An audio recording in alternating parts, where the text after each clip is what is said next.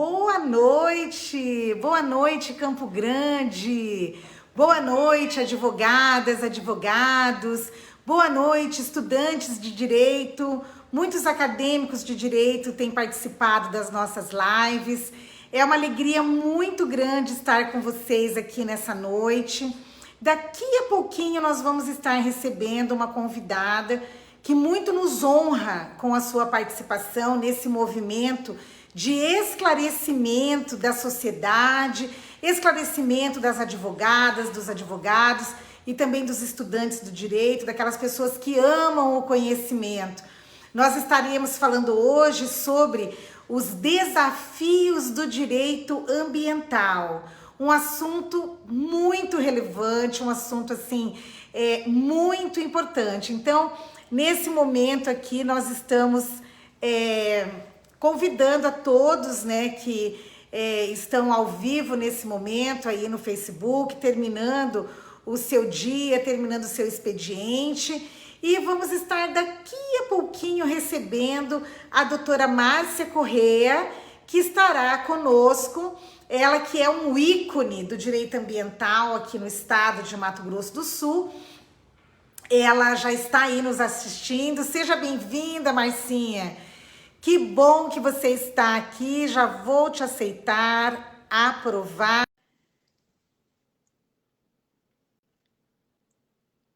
Acredito que logo você já vai estar conseguindo participar conosco.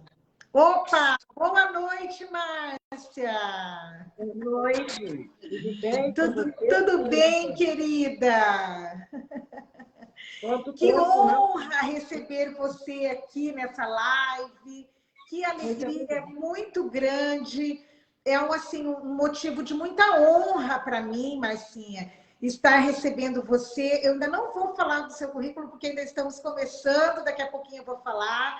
Já temos aqui o Dr. Robson Luiz Martinelli, que é lá de São Gabriel do Oeste, está participando conosco aqui. Já temos aqui também a aluna Ingrid, né, que é uma jovem advogada, eu digo aluna do programa de mestrado em meio ambiente da Uniderp.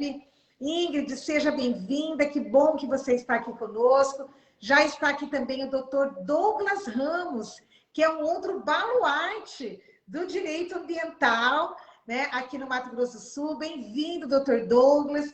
Que bom, que bacana que nós já estamos aqui. Olha, Fátima Silva, que é da Confederação Nacional dos Trabalhadores em Educação, da CNTE. A Fátima é secretária-geral, professora. Seja bem-vinda, Fátima Silva, à nossa live. Puxa, que alegria! Mal começamos, 3 minutinhos ainda, e já estamos aí, né, com 10 participantes, com pessoas de bastante relevância aqui, né, no cenário da nossa cidade, no cenário do nosso estado aqui de Mato Grosso do Sul. Então, eu gostaria de iniciar falando um pouquinho do currículo da doutora Márcia Corrêa. A doutora Márcia, ela é considerada, assim, uma referência quando se fala de direito ambiental aqui no Mato Grosso do Sul. A doutora Jeane, lá de Ponta Porã, já está conosco também, Marcinha, nos assistindo. Seja bem-vinda, Jeane. Então, a doutora Márcia, ela trabalhou muitos anos no antigo IMAP, né, Instituto de Meio Ambiente do Mato Grosso, e agora IMASU, Instituto do Meio Ambiente de Mato Grosso do Sul. E ela se aposentou como advogada pública, né? E, assim, a maioria das leis, dos decretos, das portarias que estão em vigor aqui no Mato Grosso do Sul, né? A doutora Márcia Corrêa, que idealizou, que pensou, que estudou, que escreveu, ela realmente, assim, é uma pessoa que carrega todo um cabedal de conhecimento a respeito do direito ambiental, né? A trajetória dela foi na advocacia pública, mas agora ela está aposentada, né? E atua como advogada na área privada, né? Uma advogada militante, mas também a doutora Márcia Corrêa é presidente do Instituto Aqua, né? Um instituto que vem se destacando na proteção e na defesa do meio ambiente aqui no Mato Grosso do Sul. Então, Marcinha, eu quero te agradecer pela tua presença e gostaria de começar essa nossa conversa justamente perguntando sobre a sua atuação como presidente do Instituto Aqua. Você acabou de tomar posse e, assim, de onde surgiu essa ideia, né, de ter esse instituto? De onde surgiu essa ideia de ter uma frente de atuação nova para você na sua vida e na sua carreira? Bom, primeiro eu quero agradecer as suas palavras. Realmente ajudei, mas dentro daquilo que eu podia, dentro do que eu conhecia, e graças a Deus que colaborei, foi ótimo. Essa é a intenção mesmo. E, sinceramente, eu fico até lisonjeada com todas as suas palavras e até emocionada. Mas, ô Gisele, você sabe que para mim a vida sempre foi um desafio, né? Quando eu entrei na área ambiental, aqui no estado, foi em 1979. 79. Aliás, eu chamava em 78, eu estava em São Paulo, terminando meu curso de especialização, que eu não falo porque não adotei o que eu fui estudar, o que eu me dediquei, e fui convidada a vir aqui para Mato Grosso do Sul, um estado recém-criado. Cheguei aqui e me falaram, olha, você vai trabalhar num órgão ambiental. E essa pessoa que me chamou, que era o coronel Antônio Gomes, que foi meu colega de faculdade. Sentou conosco, sentou junto com eu e ele, sentamos 5 anos, um ao lado do outro. Ele foi diretor de administração desse órgão. E esse órgão nada mais era do que o INAMB. Então, foi criado o INAMB em 1979, dia 5 de janeiro, pelo Decreto-Lei 9, né? E nós começamos, aí começou o meu desafio.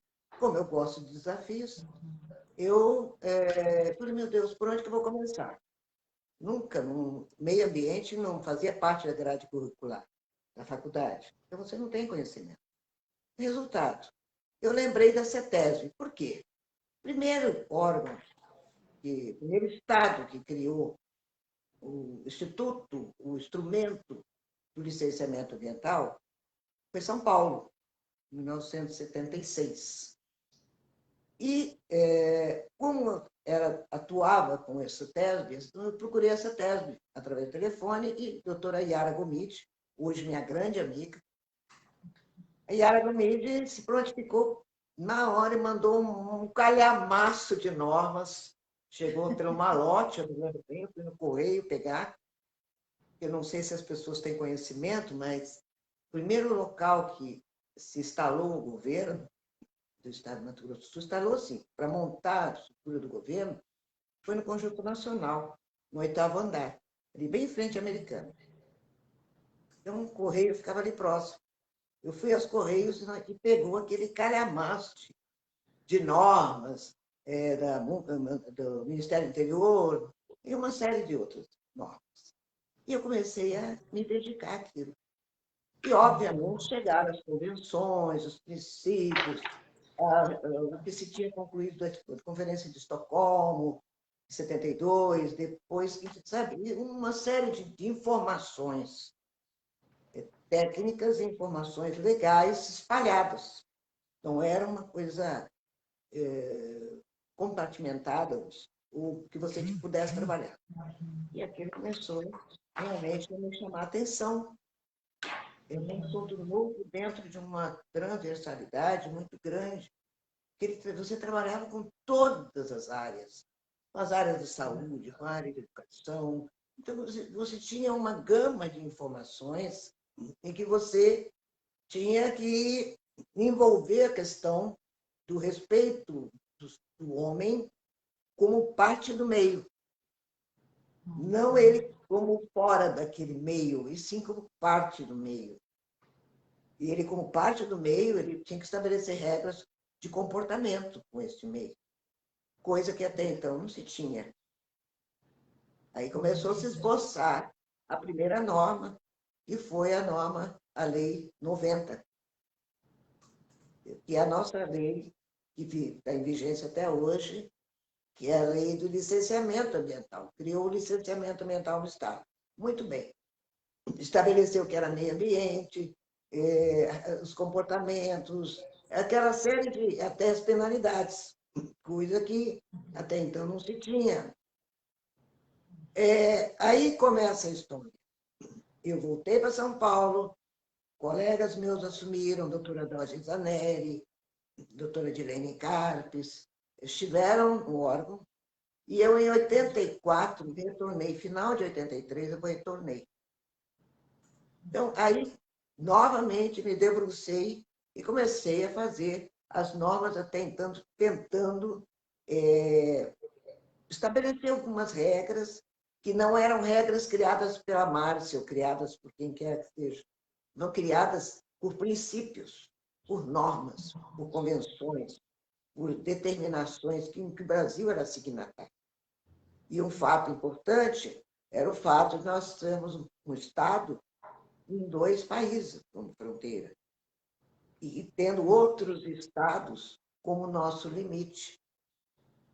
Mato Grosso, o que acontecia no Pantanal em Mato Grosso, repercutia no nosso Pantanal aqui. Então, a nossa relação era muito séria, e nós precisávamos fazer alguma coisa para garantir a entrega. Ela caiu, eu acho. Tivemos um probleminha técnico aqui. A doutora Márcia sumiu um pouquinho da nossa live, mas daqui a pouquinho ela volta. Que bom que estamos aqui. Vou aproveitar para cumprimentar a doutora Solange Brosa Costa, advogada combativa, né, aqui no Mato Grosso do Sul. Vou cumprimentar também o Oscar Ribeiro, que está dizendo isso sim é uma aula. A instituição do meio ambiente em nosso estado. Realmente, Oscar, você tem razão. A doutora Márcia Corrêa, né, ela está contando como foi feita a Lei 90, né, que é a lei que até hoje orienta o licenciamento ambiental aqui no nosso estado, e ela foi uma das pessoas que redigiu essa lei.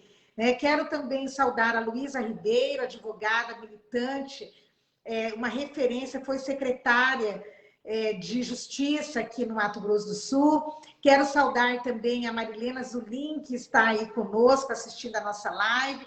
Puxa, que bacana, né, essa participação das pessoas interessadas em conhecer um pouco, né, dos desafios do direito ambiental. Né? E a doutora Márcia Corrêa, ela traz toda essa bagagem, né, histórica, porque ela foi uma das primeiras juristas a atuar escrevendo assim sobre, né, a regulamentação, o regramento, né, das normas ambientais. Então, é uma alegria muito grande. Loguinho ela já vai estar voltando aqui.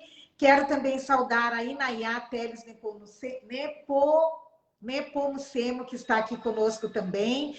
Puxa, que alegria podemos estar juntos aqui, né, participando desse momento tão importante. E eu, particularmente, eu tive assim uma honra, né, de ter participado um pouco dessa história, eu como gerente de licenciamento ambiental, né, dentro do antigo IMAP, que agora é IMASU. Né? Então, tive essa experiência. O doutor Douglas Ramos, que está aqui conosco também, né, esteve, na época, trabalhando na Secretaria de Meio Ambiente, né? Então, assim, é um motivo de muita alegria. Eu creio que é uma live histórica, né, que nós estamos fazendo aqui, né? Porque realmente é um registro, né, de como tudo isso começou. A doutora Márcia está nos trazendo assim, como tudo isso começou. Ai, Marcinha, que bom, você voltou. Voltei. Essas coisas de tecnologia não é muito da minha seara. Não, mas está ótimo, já estamos ao vivo novamente. Eu estava ouvindo você, eu fiquei muito emocionada. A Yara, oi Yara, minha amiga querida. Isso, Yara Gomide Gouveia. Ela colocou boa noite, muito feliz por ver minha amiga Márcia, que lindo. Olha, pessoas tão importantes, né, na história aqui do direito ambiental. O doutor André Germano também mandando aqui um abraço. Ele que é advogado, está dizendo que temos o pleno apoio dele. Muito obrigada, doutor André Germano. Puxa, que alegria. Mas sim, eu estava falando aqui que essa é uma live histórica, é um registro histórico, né? Assim, eu acho que futuramente ela pode fazer parte de um documentário, né, a respeito dos primórdios do direito ambiental aqui no estado de Mato Grosso do Sul, né? E assim, eu queria te perguntar, mas sim, você, como advogada pública, né, nos trouxe todo esse histórico. E aí, quando você se aposentou, né, como que surgiu o Instituto Aqua na sua vida? Você me falava um pouco agora há pouco você me falava um pouco sobre o Rio Taquari. Queria que você falasse um pouquinho sobre isso. Primeiro eu quero dar um abraço para a Inayá, que está aqui também entrando. A Inayá foi nossa colega desde 79 também. E hoje ela mora no Rio de Janeiro, é uma engenheira química, sanitarista, espetacular. Ajudava também nas normas, porque uma coisa eu quero destacar. Eu não fazia normas isoladas, eu fazia sempre com técnicos, apoiando e técnicos dando os seus conhecimentos a respeito do assunto.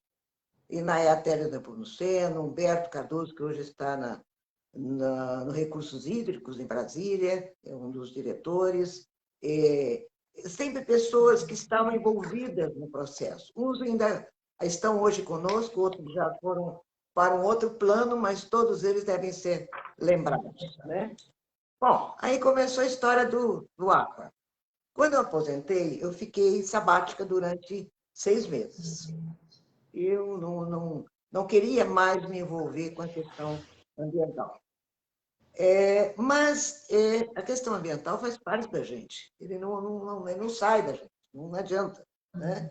Eu saí do meio ambiente na área de atuação operacional, mas o ambiente não saiu de mim.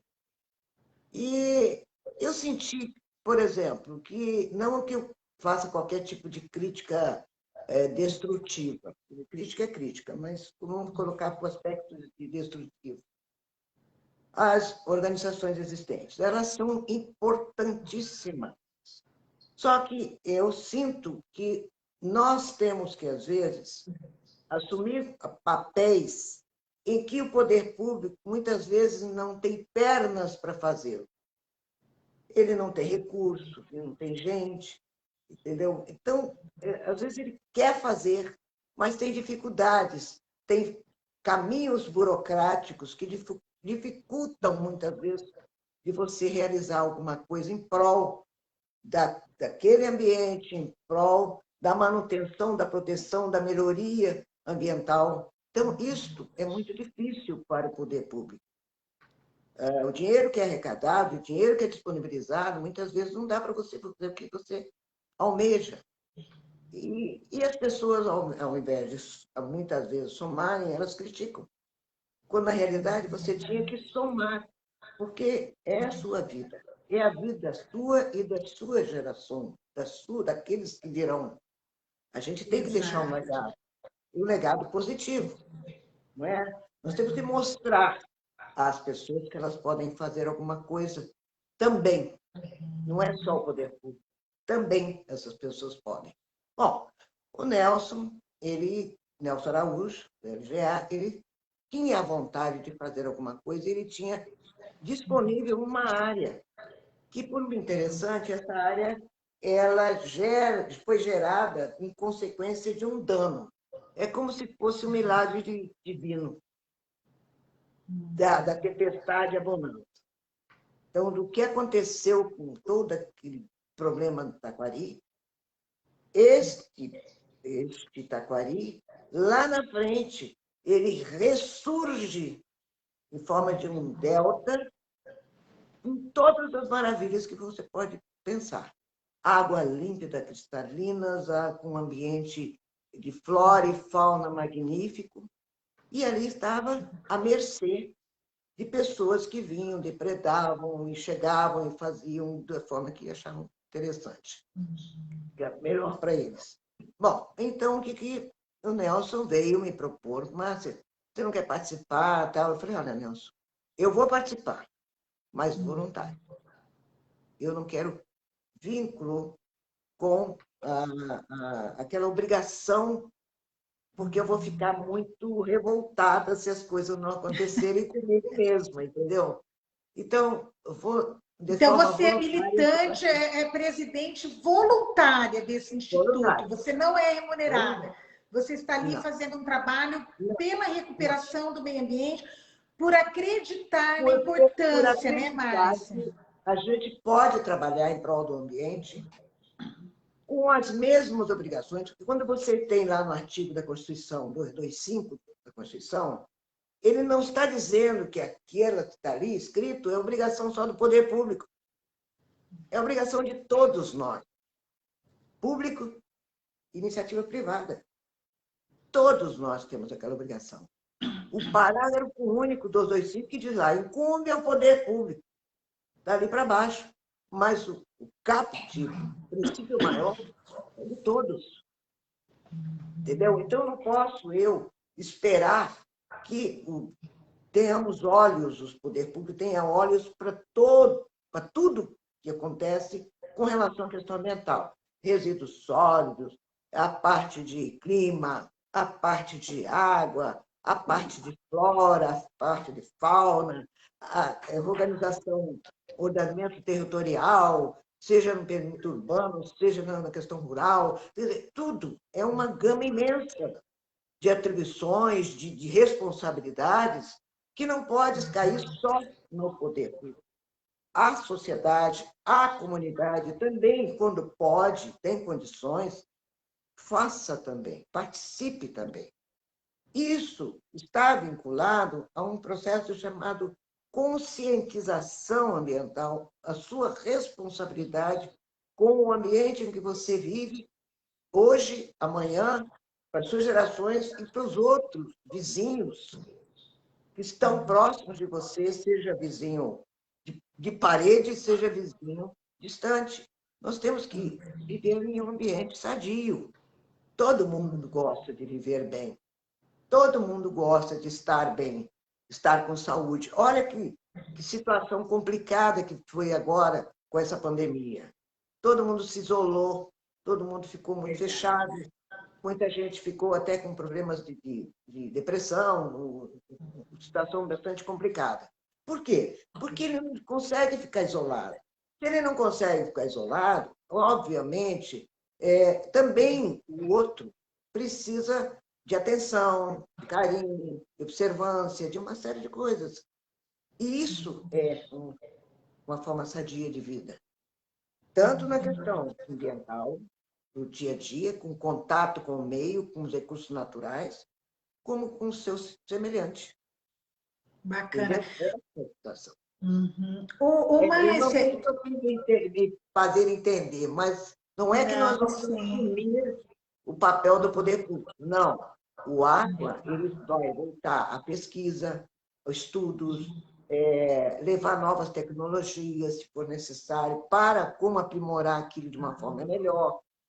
A conscientização ambiental daquela comunidade que está lá, passando, mostrando alternativas de vida, entendeu? Então, uma série uma gama de atividades, de ações, que quando a gente começa a descrever e colocar no papel, a gente fala, nossa, como a gente pode fazer muita coisa.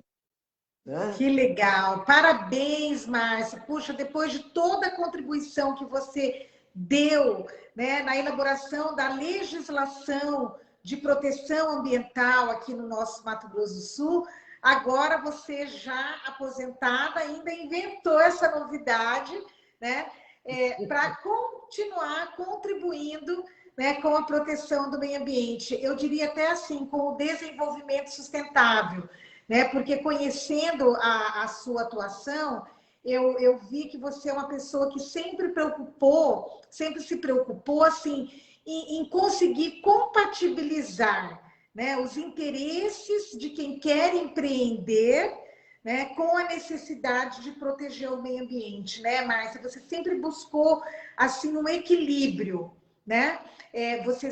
Eu acredito que muito do respeito que você construiu em toda a comunidade jurídica e também em toda assim todas as forças que atuam na proteção ambiental, porque, de um lado, nós temos os empresários que precisam empreender, querem empreender, e as pessoas querem desenvolvimento.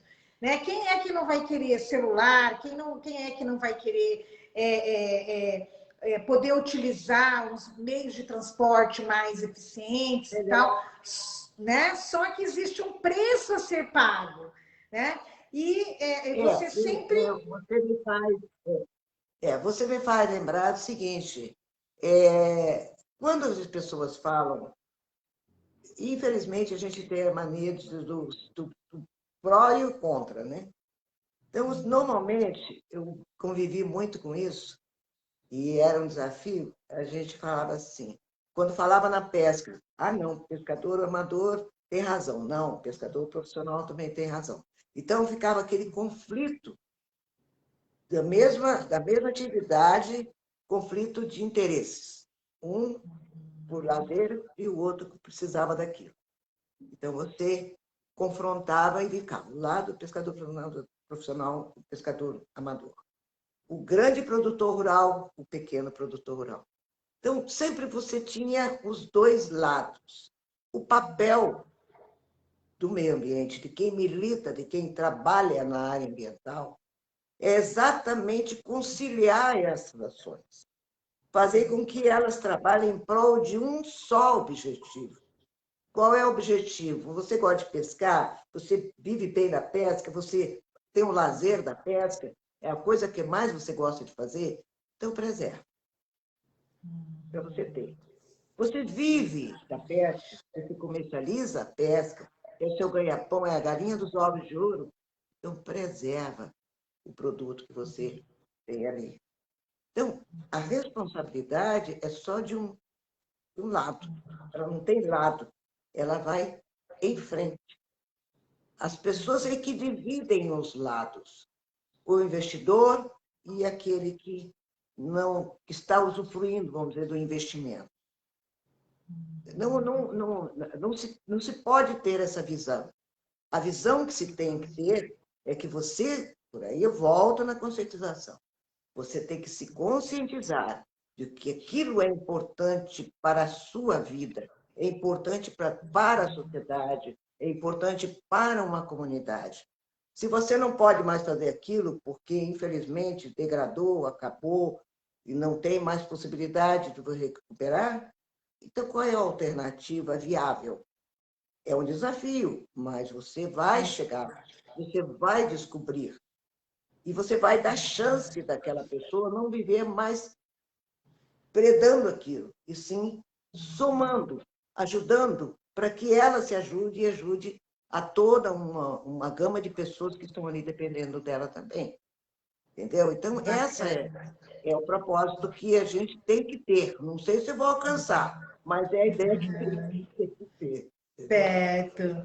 Obrigada, Márcia. Olha, eu quero saudar o doutor Ricardo Leite, profissional lá de Ponta Porã, que está nos assistindo, a doutora Cristiane Azevedo, que é uma advogada muito atuante aqui em Campo Grande. Quero saudar também o doutor Fábio Aires, a doutora Sônia Flores, e o doutor André Germano está nos dizendo assim, olha, que seja um desenvolvimento sustentável, né? O doutor Germano fala assim, preocupa muito a situação de Bonito com grandes lavouras e criação de gado próximo aos leitos. Em épocas de chuva, acaba turvando os rios. Eu quero ler mais aqui, mas eu tenho medo de cair alguma coisa. Não, tudo bem. Em época de chuvas, acaba degradando o meio ambiente. Né? E aí, então, Márcia, sobre essa situação de Bonito, o que você poderia nos dizer? Então, agora eu vou contar outra historinha.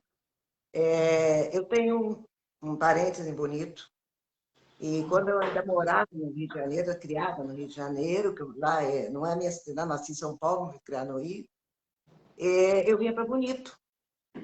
Eu tinha 8 anos de idade, eu vinha para Bonito. Bonito eu conheço desde a minha infância. E o que acontecia? Nós levávamos um dia para chegar a Bonito. De Campo Grande a Bonito levava um dia. Ia de caminhão, ia de ônibus, jardineira. Toda mulher assim, mas tinha jardineira. Mas o que acontecia? Lá era tudo muito bonito, assim, muito maravilhoso, e as pessoas preservavam muito, cuidavam muito. Passaram-se os anos. Qual era o perfil? Qual é o perfil de Bonito? Bonito é uma cidade, um município mineral, proporciona calcário, tem minérios, cristal, tem uma gama vamos dizer, enriquecido em minério. Bonito é uma cidade, um município maravilhoso na lavoura, né? Mas ele tem um potencial turístico imenso, imenso. Então, ele tem de tudo muito. O grande desafio foi nós termos colocado, até na época, nós enfrentamos uma batalha, que era o escritório regional de Bonito. Foi o primeiro escritório que nós colocamos lá em Bonito, porque era para ser em Jardim. Mas nós brigamos com o governador Marcelo na época e conseguimos colocar em Bonito, exatamente por causa da sensibilidade do local. Hoje, nós temos que as pessoas em Bonito ainda não acostumaram que aquele ambiente precisa ser muito cuidado. Penalidades das mais diversas. Nós tivemos um brilhante promotor na época, que brigamos muito, questionamos muito, nós dois, mas Doutor eu Luciano admiro Lobé. bastante o doutor Luciano Lobé. O Luciano Lobé, ele chegou pisando no pescoço e conseguiu fazer muita coisa. Porém, quando ele se afastou, relaxou. Vou ser bem sincera, relaxou. Ora, não é isso que nós estamos pensando. O que tem que ser bonito, por ter esse potencial todo, é a participação maciça do poder público, tanto local, como voltar ao Ministério Público a dar suporte a esse poder público municipal e, acima de tudo, trabalhar com a comunidade, explicando a importância do ambiente, aonde eles vivem. Bonito é uma referência mundial. É mundial. Não é uma coisa nossa, que nós colocamos no bolso e achamos que está tudo bem. Não é. Porque tem tantas regras em Fernando de Noronha e não pode ter Bonito. Para eu chegar em Fernando de Noronha, uma vez eu tentei ir, eu demorava quase 2 dias, porque eu ia ver se eu podia chegar em Fernando de Noronha, e poderia ter voo para chegar em Fernando de Noronha. E Bonito, não. Então, precisa ter um ordenamento. O doutor Fábio Aires é uma excelente pessoa para fazer ordenamento. Eu não estou fazendo propaganda dele, mas ele é uma excelente pessoa. Entendeu? Então, essas questões que eu acho que a gente volta a afirmar. Falta da consciência, falta da participação, de chamar a atenção daquele que realmente não está colaborando em prol daquele local para a manutenção da sua referência. Né? As pessoas querem conhecer Bonito, querem, mas quem tem que estabelecer as regras é Bonito. Olha a Lei Complementar 140. Olha lá, qual a competência do município? O Estado faz, mas quem está na linha de frente hoje é o município. É o município que tem que se portar, se postar, se colocar e dizer, aqui as coisas agem dessa forma. Tem que ser assim, porque nós temos que preservar para hoje e para amanhã. Bonito é uma referência.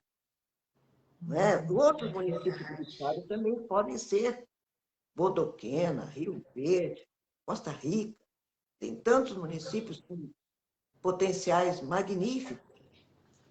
Mas basta que nós trabalhemos com as pessoas de uma forma mais direta. Elas precisam ter respostas diretas, precisam estar envolvidas. Exato. parar um pouquinho com briga, aquela briga do eu sou fulano, eu sou ciclano, sou do tal partido tal, sou do partido lá, não é isso.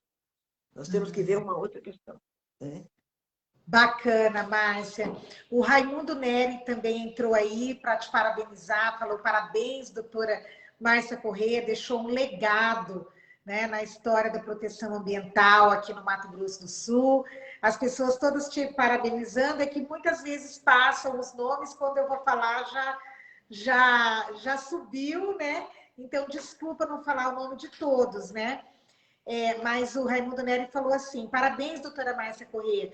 Você tem contribuído muito pelo meio ambiente do Mato Grosso do Sul e já produziu um legado que garantirá a sustentação do meio ambiente equilibrado para muitas e muitas gerações.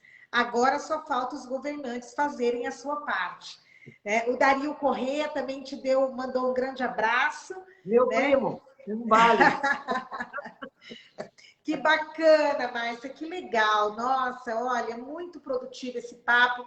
Você falando de Bonito, eu me lembrei, eu conheci Bonito também quando eu era ainda acadêmica de Direito, isso lá nos anos 80, né? E nós pegamos carona aí num ônibus de estudante secundarista, né? Eles foram acampar lá em Bonito e tal, ficamos sabendo e entrando, eu e um grupo de alunos do curso de Direito, entramos lá e pagamos aquela nossa contribuição e fomos, né? E eu lembro, assim, ônibus de estudante é aquela bagunça, né? Então era para sair 19 horas e foi sair daqui já 9 horas da noite, e naquele tempo não tinha asfalto, a gente foi chegar lá 2, 3 horas da manhã, e eu já estava assim, brava, falei, puxa, para que eu fui inventar de vir nesse ônibus? Não chegava nunca, né? Quando nós chegamos lá no balneário municipal, ficamos acampados lá, quando nós chegamos era uma noite de lua cheia, um cenário belíssimo, não tinha aquele calçamento que fizeram no Rio Formoso, né? Era totalmente natural, aquela praia de areia branca, aquelas águas cristalinas, olha, uma coisa maravilhosa. Pergunta se nós fomos armar barraca, que nada, já fomos a tomar banho de rio e dormimos ali, né? Assim, naquela praia de areia fina, bem branquinha que nós tínhamos ali na época.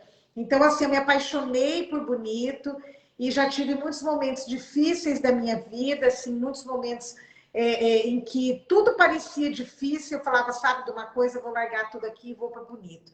E aí tomava banho de rio e já parece que já as coisas já não eram tão difíceis como pareciam, né? A gente se reenergiza estando ali, né, Márcia? Ora, e você sabe que uma das coisas que eu aprendi, e que eu vou falar aqui, inclusive foi objeto até de uma discussão, uma pessoa muito querida lá da Embrapa, ele disse, é absurdo, isso não é absurdo. Eu falei, é um absurdo, mas é o que está acontecendo, o que está vigindo. Eu não posso fazer de forma diferente. Antes de sair a resolução do CONAMA, que estabelecia a questão da vulnerabilidade, nós tínhamos em vigência o Código das Águas, e tem ainda em vigência, ele está em vigência ainda. E o Código das Águas, ele não premia a possibilidade de você tomar banho no rio. Ele só estabelece que o rio, a água, é utilizável para navegabilidade e para flutuabilidade, e não para nadar. E uma vez, participando do CONAMA, que eu participei alguns anos do CONAMA, conversando com um colega, ele falou para mim, mas isso não é possível, porque o rio está recebendo tudo que é tipo de coisas negativas, vamos dizer assim. Passa por cidade, recebe esgoto, e assim vai. Né? Quando alguém, às vezes, está tomando banho mais lá para baixo, mais a jusante, ele pode pegar uma doença, não tem tratamento para essa doença. E essa doença ela vai proliferando. Você não tem como o investimento na pesquisa com relação àquela doença que aparece. É a mesma coisa do animal. Por que era proibido na fauna? É proibido na lei da fauna você ter animais, criar animais, como papagaio, tal. Por quê? Tem que haja um controle, porque às vezes é transmissível doenças que no sistema de saúde nosso não há pesquisas. Então, nós temos aí uma série de informações que não estão ligadas só à questão ambiental, mas também à questão de outros setores que também são importantes, como a saúde, a questão da infraestrutura, a questão da educação. Então, tem outros setores que você não trabalha só com a questão da fauna, da flora, do solo, do subsolo, dos minérios, não é nada disso. Você trabalha também com outras vertentes e que você tem que conciliar com as normas aqui que estão vigentes com aquela situação que está aparente, não é? Então, nós não podíamos, na época, autorizar, por exemplo, balneário, porque o balneário, você podia autorizar desde que tirasse a água, fizesse a piscina, fizesse alguma coisa e devolvesse numa forma melhor, né? A montante, quer dizer, a jusante, melhor. Aliás, a montante, tem que ser o contrário. Você tira daqui e coloca para cima, numa qualidade melhor. Justamente para evitar esse tipo de situação. E nós não podíamos autorizar, que como poder público, você não pode autorizar aquilo que a lei não permite. Se a lei não fala nada, ela não te permitiu. Exatamente. Enquanto o particular pode fazer tudo aquilo que a lei não proíbe, o poder público só pode fazer aquilo que a lei manda. Né, Márcia? E aí é um dos desafios. Então, é uma constante, um constante embate que você tem. Muitas Exato. vezes tentando resolver, mas a norma não premia aquele tipo de assunto. Aí, mas para você contrazer isso numa norma, você tem que ouvir todos os setores. Você tem que ter informação de todos os setores. E se algum outro setor, que não só o ambiental, ele já estabelece regras. Por exemplo, a BNT. Tem lá que você, para colocar um determinado tipo de, vamos dizer, um presídio, os resíduos, você tem que estar distante 500 metros de qualquer curso d'água. É uma regra da BNT. Verdade. Quer dizer, não fica só na lei ou estabelecendo nas resoluções do CONAMA, nas portarias do IBAMA, não fica só nisso. Você trabalha com outros setores, que não só a questão ambiental. Então, esse é a situação de desafio que a gente enfrenta. Hoje, quem está passando por esse percalço é meu amigo Pedro Mendes. Tá certo. Márcia, tem aqui um comentário do Dani Nobre de Almeida. Ele diz assim: o turismo também deve ser consciente. Bonito é um patrimônio ambiental riquíssimo e deve ser tão preservado e respeitado quanto Noronha. Turismo sustentável é a grande moeda da vez, né? Assim como no agronegócio. Ele falou também. E aqui nós temos várias pessoas parabenizando você, né, pelo seu trabalho.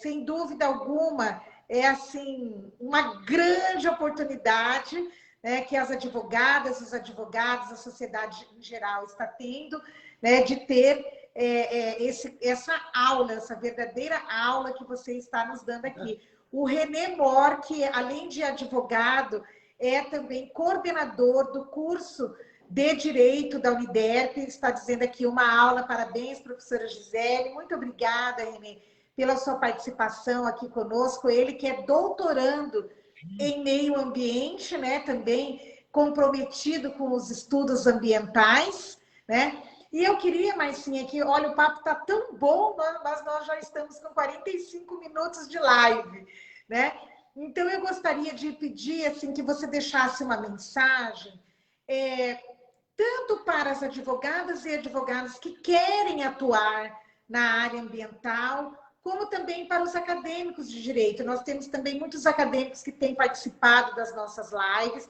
Eu quero até deixar um recado, assim, quem precisar de certificado, né? Nós estamos fazendo a live toda quinta-feira. Então, manda um e-mail para a OAB que queremos@gmail.com. Quando a gente termina a live, a gente checa as participações e aí nós emitimos um certificado, né? Porque realmente são verdadeiras aulas que nós estamos tendo aqui, né? Dentro desses momentos virtuais, toda quinta-feira, às 18 horas. Até eu já quero aproveitar para dizer que na quinta-feira que vem, nós vamos estar inaugurando as nossas lives com os advogados do interior do estado, né? E eu fiz muita questão de que a primeira cidade a ser prestigiada com a participação dos seus advogados numa live vai ser justamente a cidade de Corumbá. E por quê? Porque o meu pai era advogado em Corumbá, meu pai já faleceu, mas militou por muitos anos, né, lá em Corumbá. A OAB dele era o número 957, Dr. Wilson Melquiades de Carvalho, e ele atuou muito na área criminal. Então, assim, eu fiz muita questão, pedi apoio para os meus conterrâneos, minha prima Fernanda, né, meu primo Jorge Luiz, pedi apoio para Denise Campos, mando um abraço para os queridos corumbaenses aqui, né? E nós vamos estar recebendo uma advogada e um advogado, ambos professores universitários, né? A doutora Maria Angélica Biroli, né, que é professora da UFMS, doutoranda também, vai estar falando conosco, ela que já foi vice-presidente da subseção de Corumbá, né, da UAB, da subseção da UAB de Corumbá, e também o doutor Felipe, né, que é um advogado combativo lá em Corumbá e também é professor universitário. Nós vamos estar na quinta-feira que vem falando sobre ensino jurídico e os desafios da advocacia na cidade de Corumbá. Já fica aqui o convite para você, Marcinha. E olha, a doutora Luísa Ribeiro, ela estava fazendo a pergunta que é justamente a que eu queria fazer. Ela está perguntando o que o AB deve fazer para auxiliar na construção da legislação local e nacional para uma vida sustentável. Então, que seja a sua mensagem aí final, Marcinha, né? Sobre essa contribuição que a OAB pode dar para todos nós, advogadas, advogados, estudantes de direito, sociedade, em termos da construção dessa legislação de proteção ambiental. Ô, doutora Gisele, eu venho trabalhando nessa área e uma coisa eu tenho observado entre a diferença do século XX e a diferença do século XXI. No século XX, nós não tínhamos muitas alternativas para trabalharmos com as várias informações que corriam acerca do que se estava fazendo dentro das esferas ambientais do país, tanto na Câmara dos Deputados como no Senado e até mesmo pelo Executivo, a nível federal. No Estado acontecia a mesma coisa. Hoje, eu tenho diariamente, quase como um costume, que eu tinha de ler o Diário Oficial, hoje eu tenho de ler o site da Câmara dos Deputados Federais e tenho todo dia uma informação sobre meio ambiente. Todo dia. Está lá. Pauta do dia. Pauta do dia. O que tem de projeto. E eu pego o corpo do projeto, a intenção do projeto, a justificativa do projeto. A OAB ela é importante para se colocar em discussão essas propostas que estão correndo. Essas propostas que estão sendo discutidas, votadas, elas afetam, às vezes, diretamente a um Estado ou afetam diretamente a todo um país. Outro dia eu estava pegando, agora, essa semana, sobre questão mineral, licenciamento na questão mineral. Está tramitando um projeto. Também está tramitando um outro projeto que fala da regulamentação. Ele já tramitou, foi arquivado, agora voltou. Sobre a regulamentação do Pantanal Mato Grossense, de acordo com o parágrafo 4º do artigo 225 da Constituição. O que diz o parágrafo 4º? Pantanal Mato Grossense, Patrimônio Nacional e sua utilização facial na forma da lei. Assim como tem a lei da zona costeira, também, né, é patrimônio, o Pantanal também é. Eu, ano retrasado, estive na Câmara dos Deputados, numa reunião com várias pessoas, vários integrantes de organizações aqui do Estado, no Mato Grosso também, discutindo esse pacote de normas que estão sendo trabalhadas na regulamentação do Pantanal Mato Grossense. Ora, por que nós não acompanhamos isso? É do nosso interesse, é do interesse do Estado. A OAB tem que estar sempre acompanhando o que está acontecendo a nível de Estado no aspecto ambiental. Por isso existe a Comissão do Meio Ambiente. Exatamente para estar sendo informada do que está acontecendo, de que forma está acontecendo, quais os conflitos. Eu vi agora há pouco o doutor Márcio Canedo aqui assistindo. Ele lembra, eu conheci na LGA.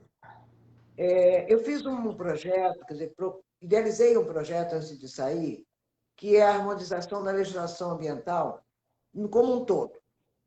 Ora, nós temos, parece, 50 mil normas, parece uma coisa assim, existente, vigente. O que acontecia? Eu pedi a esse grupo, que foi criado, o doutor Márcio Canedo, a doutora Luciana Veríssimo, na época, a levantar as normas existentes, tentar compatibilizá-las, de uma forma que nós identificássemos o que uma estava conflitando com a outra. Porque uma não revogava a outra, mas conflitava com a outra. Entendeu? Essa situação não se completou. Não se completou não por deficiência de quem estava elaborando o trabalho, mas porque acabou o dinheiro.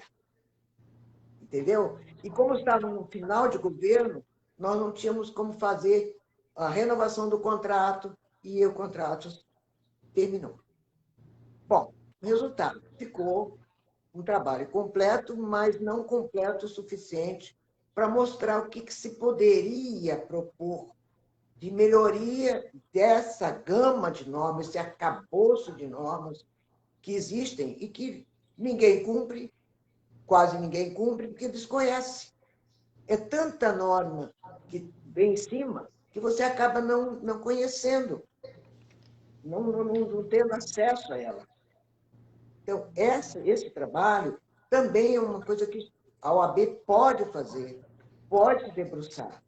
Não é, discutir se esse projeto está bom, se está ruim. Não, ele tem que procurar colaborar, ele tem que sentar e discutir, ele tem que ver se aquilo realmente atende aos vários princípios legais que existem, entendeu? E a própria Constituição Federal está lá no seu artigo 5º e tudo mais, que são princípios pétreos, são normas pétreas. Nós temos que ver, observar.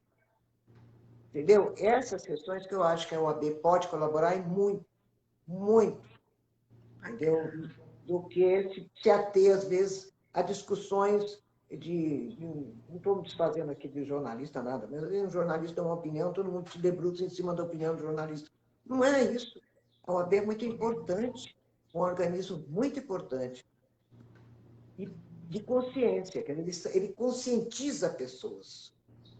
A OAB, ela tem história, é um ícone na história brasileira. Entendeu? Então, precisa... Ô, Marcinha, só um pouquinho. O Márcio Canedo disse assim, essencial continuar esse trabalho sobre a legislação, que a OAB deixe de ser preguiçosa e o faça. Ô, doutor, pegou pesado, hein? Márcio, eu não quis falar isso, mas... Não vou comprar ele já colocou o... Ele é uma pessoa linda, eu gosto muito dele. O doutor Dani Nobre também disse assim, sim, uma sistematização para o assunto é imprescindível para facilitar a conscientização. A Luísa Ribeiro, muito bem, a OAB precisa fazer mais pela vida sustentável em nosso planeta. Muito bom, doutora Márcia. E o Dani Nobre falou assim, bravo, Márcia Canedo. Olha, eu quero agradecer também a presença da Maria Angélica Biroli, que será a nossa atração da live da semana que vem, né, que já está aqui participando conosco. Agradecer a Denise Campos, né, que é bacharel em Direito e tem feito um trabalho fantástico lá em Corumbá, né, na articulação dessa renovação, né, que nós estamos vou aí interromper pleiteando. Você mal educada, não vou fazer assim como o Nath, mas eu vou falar o que você me perguntou. Você me falou sobre os estudantes, os bacharéis, em termos de estudos acadêmicos. Eu acho que quanto maior número de pessoas conhecer sobre a nossa maravilhosa legislação e sempre melhor legislação ambiental, que o nosso país é referência na questão ambiental, como legislação. Nenhum outro país na América Latina tem a quantidade de normas boas, pode ter normas bastante, mas boas, o nosso país tem bastante. Que façam, debrucem, que estudem sempre. Não percam a vontade de estar somando sempre. E sempre colocando o dedinho na questão ambiental em cima de qualquer outro tema que for. Penal, tributário, administrativo, civil, que todos eles falam em meio ambiente. Código Civil fala, Código Penal fala. Então, é assim que a gente tem que continuar atuando na área ambiental. Bacana, Márcia, que legal. Vê se você localiza para mim a fala da Sônia Flores, que eu queria encerrar com a fala dela, que eu gostei muito. Márcia, assim, eu gostaria de ficar aqui com você horas e horas, porque está sendo muito interativa a nossa live. Tem muitas pessoas entrando para te parabenizar. Doutor Silvio Canteiro te parabenizou, doutor Antônio Figueiró, Antônio João Figueiró também. Assim, muitas pessoas participando da live, eu não consigo ver todas as perguntas, não consigo falar todas, mas eu acredito, inclusive, que a gente daqui um tempinho vai ter que repetir, fazer uma nova live com você, né? Eu digo repetir a convidada. Eu vou estar mais porque preparada, porque eu não estava tanto, não. Porque está sendo muito, assim, muito produtiva, e a Sônia Flores, ela disse assim, eu queria encerrar com um comentário dela. Parabéns, doutora Márcia, pela brilhante e empolgante aula sobre a história e desafios do meio ambiente. Que honra ouvi-la. Parabéns, doutora Gisele, pela coordenação e escolha do tema. Eu queria também agradecer a presença aqui da professora doutora Rosemary Matias, que é coordenadora da pós-graduação Estrito Sensu, né, da Uniderp, é o programa de mestrado e doutorado em meio ambiente, desenvolvimento regional. Eu acho assim que o nome Márcia Corrêa, ele atrai, realmente ele é uma grife, né? Quando você fala em defesa do meio ambiente, proteção ambiental, legislação ambiental, você fala em Márcia Corrêa. Então, eu acho isso que nós tivemos tanto sucesso nessa live, né? Quero te agradecer de coração, mas sim, falar assim, que é uma honra para mim, né, ter tido a oportunidade de ter uma caminhada com você dentro do antigo IMAP, que agora é IMASU, né? Eu te conheci lá, aprendi a te admirar a sua seriedade, seu trabalho, né? Assim, a serenidade com a qual você encaminha, né? Assim, as questões que são de interesse do meio ambiente. Eu estou muito feliz de você ser a presidente do Instituto Aqua. Quero desejar assim, uma gestão de muito sucesso e te dizer que eu estou muito alegre de você estar somando conosco, né, nesse movimento pela UAB que queremos. Quero saudar o Dr. Luiz Renato Adler, que também está participando aqui na nossa live, né, ele que é um professor assim, muito respeitado, muito querido pelos alunos, e saudar aqui o Alcides Bernal, nosso ex-prefeito, né? Foi meu colega de faculdade, eu me formei na turma de 89, o Alcides Bernal se formou na turma de 87, né? E foi nosso prefeito, e muito nos honra aqui, Alcides, com a sua participação. Mas sim, eu vou te deixar aí, então, dar o seu recado finalzinho aí, a sua saudação final para a gente encerrar.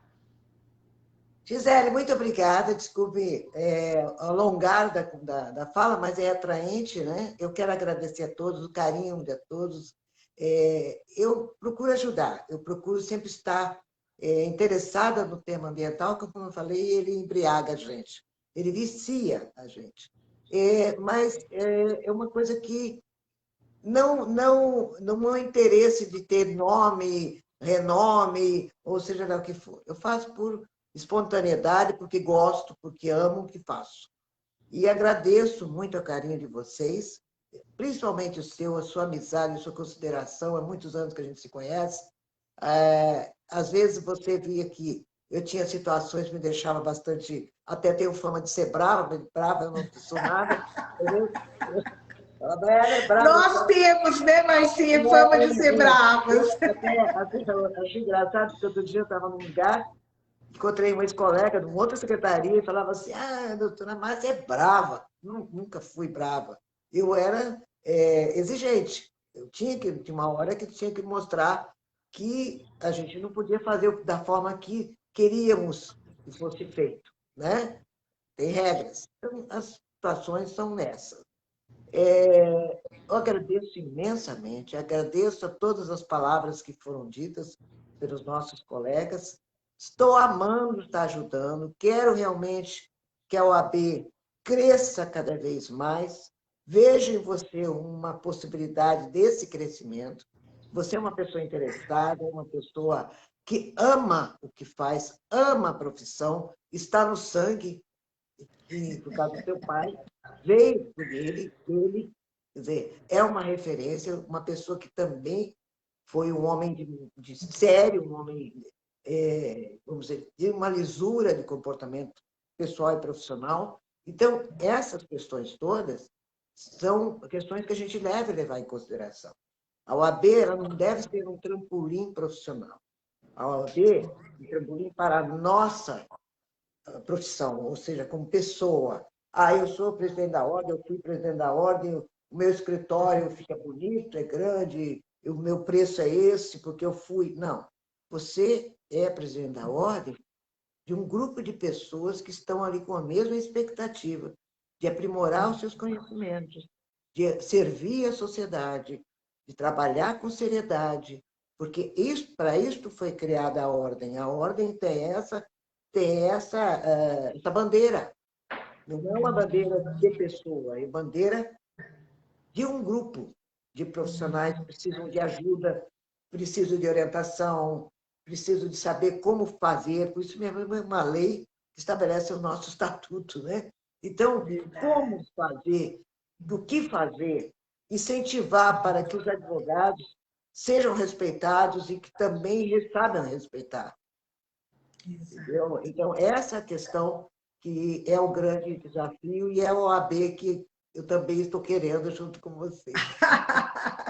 Que bacana, Márcia. Olha, agradecendo também a participação da doutora Cláudia Abrão, que está desde o início da live, ela que foi da sala do Alcides Bernal, né, que é advogado, foi prefeito de Campo Grande, colega nosso de faculdade.